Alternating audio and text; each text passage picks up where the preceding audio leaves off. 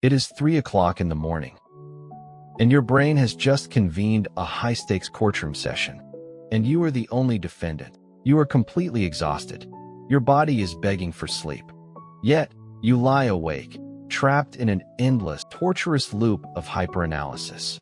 You are replaying a minor social interaction from 3 days ago, dissecting the exact tone of a coworker's email, or constructing an elaborate, catastrophic defense strategy for a worst-case scenario that hasn't even happened yet. You analyze your finances, your career choices, your relationships, and your flaw. Your mind refuses to hit the brakes. You call it overthinking. You call it chronic anxiety. You view it as a personal psychological defect, a glitch in your emotional machinery that prevents you from simply being happy.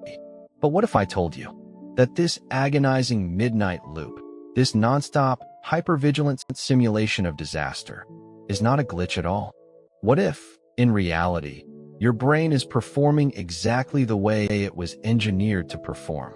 Through millions of years of brutal evolutionary history, the uncomfortable truth is this: your brain was not designed to make you happy.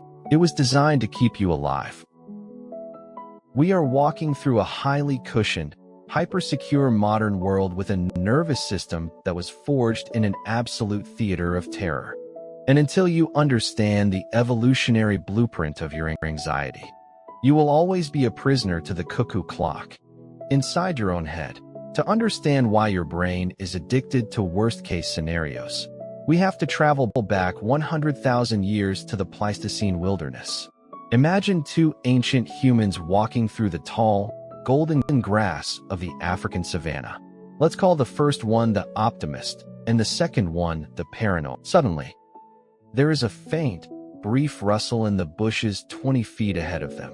The optimist looks at the bushes, smiles, and says to himself, "Oh, it's probably just the wind. Or maybe it's a beautiful, harmless bird." He feels relaxed, stays at peace, and continues walking forward without a care in the world. The paranoid, however, immediately goes into a state of hyperalertness. His heart rate spikes, cortisol floods his bloodstream, and his brain instantly simulates an existential threat. He thinks, "That is a saber-toothed cat. It is hiding in the shadows, waiting to rip my throat out." He steps back, grabs his spear tightly, and prepares for a brutal, bloody fight. 9 times out of 10, the rustle in the bush was just the wind. But on that 10th time, it actually was a predator. When the predator leaps out of the brush, the relaxed optimist is caught completely off guard. He is eliminated from the gene pool within seconds. His carefree lifestyle ends right there. But the paranoid? He survives. He runs back to the camp, protects his children, and passes his hypervigilant, disaster-simulating genes down to the next generation. Over hundreds of thousands of years, nature conducted a brutal, relentless filter on human psychology. Every single one of your direct ancestors survived because they were the descendants of the paranoid, not the optimist. You are the genetic inheritance of the individuals who looked at a dark cave and assumed there was a monster inside. You are here because your ancestors were professional overthinkers. This evolutionary filter turned the human brain into the most sophisticated, hyper-efficient threat detection supercomputer on Earth. In psychology, this phenomenon is known as the negativity bias. Our nervous systems are biologically wired to register negative stimuli, potential dangers, and perceived insults with far greater intensity than positive experiences. If you receive 10 compliments and one single piece of harsh criticism today, your brain will completely discard the compliments by dinner time. Instead, it will latch onto that one criticism, chewing on it for days, dissecting the hidden motives behind it. This isn't because you are emotionally weak. It's because from an evolutionary standpoint, compliments are biologically useless. A compliment cannot kill you. But a threat, a social rejection, or a loss of resources, that could mean the literal end of your life. Therefore, your brain is hardwired to scan your horizon for problems, even when your horizon is completely clear. In the ancestral wild, problems were immediate and physical: predators, weather, starvation, or rival tribes. Your brain would identify the threat, your body would enter a fight or flight state. You would resolve the problem by running or fighting, and your nervous system would return to baseline. But today, We have created an environment that our ancient primate software cannot comprehend. We live in a world where the threats are no longer physical. They are abstract, digital, and open-ended. Your boss says, "Hey, can we chat tomorrow morning?" There is no leopard in the room. There is no physical danger. But your ancient brain doesn't know the difference between a corporate performance review and a predatory ambush. It reads the ambiguity as a lethal emergency. Because the meeting isn't until tomorrow, you cannot run and you cannot fight. You cannot physically discharge the survival adrenaline pumping through your veins. So, the energy has nowhere to go but inward. Your brain does the only thing it knows how to do with unresolved energy. It overthinks. It starts running an infinite loop of simulations, trying to predict every possible angle of attack so you aren't caught off guard. This is what evolutionary biologists call an evolutionary mismatch. It occurs when an organism's deeply ingrained survival adaptations become actively harmful because the environment changes faster than the organism's DNA can mutate. We have successfully engineered a world that is shockingly safe.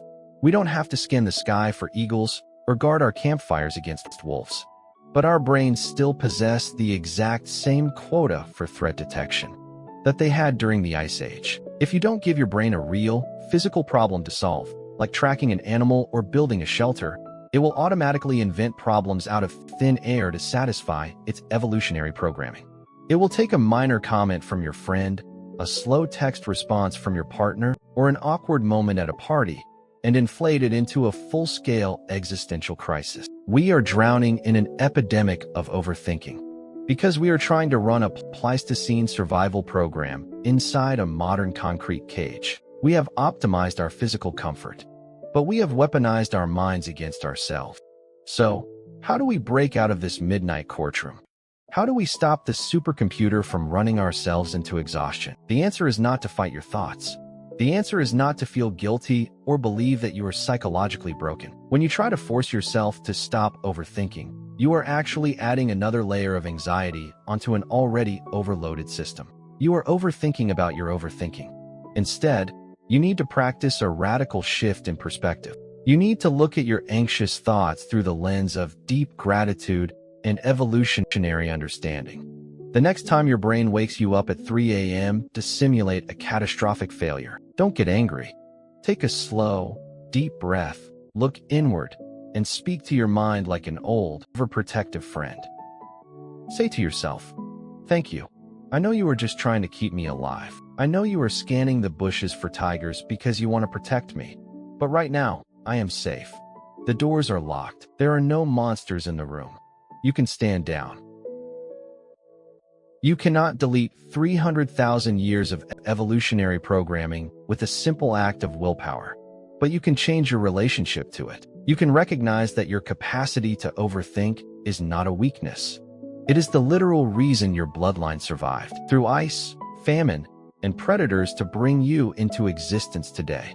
Your brain isn't broken. It is simply an ancient sentinel, fiercely guarding a primate that is already safe. Learn to thank the guard, step away from the edge of the cliff, and finally allow yourself to rest in the quiet comfort of the world your ancestors fought so hard to build for you.